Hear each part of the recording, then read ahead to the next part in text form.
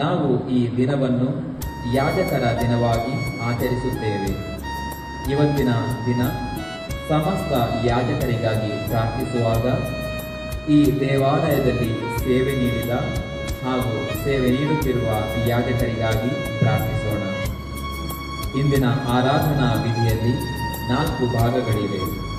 ಮೊದಲನೆಯದು ಬಲಿಪೂಜೆಯ ಪ್ರಾರಂಭ ಮತ್ತು ದೇವವಾಕ್ಯದ ವಿಧಿ. ಎರಡನೆಯದು ಪಾದಸ್ನಾನದ ವಿಧಿ.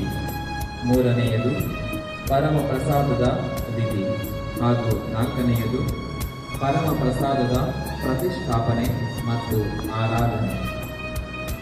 ಈಗ ನಾವೆಲ್ಲರೂ ಎದ್ದು ನಿಂತು ಈ ಪವಿತ್ರ ಆರಾಧನಾ ವಿಧಿಯಲ್ಲಿ ಭಕ್ತಿಯಿಂದ ಭಾಗವಹಿಸೋಣ.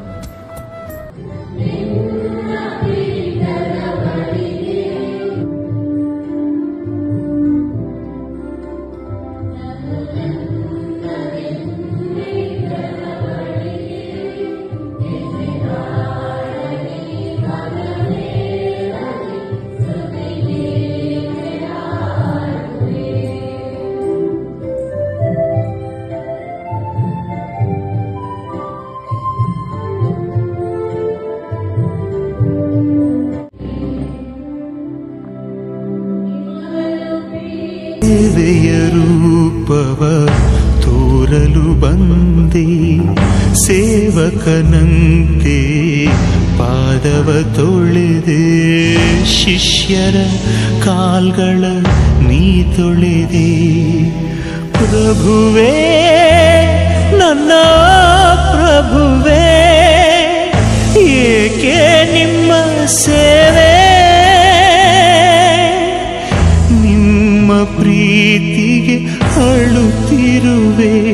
ನನ್ನ ಸ್ವಾರ್ಥ ಮನಸ್ಸಿನ ಈ ಬದುಕು ನನ್ನೇಸು ಪ್ರಭುವನ್ನು ಕೊಲ್ಲುತ್ತಿದೆ.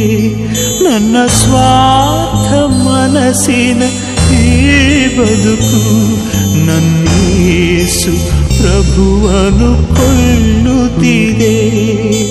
ಪ್ರಭುವೇ ನಮ್ಮ ಕ್ಷಮಿಸು, ಪರಸೇವೆ ಮಾಡಲು ನೀ ಕಲಿಸು.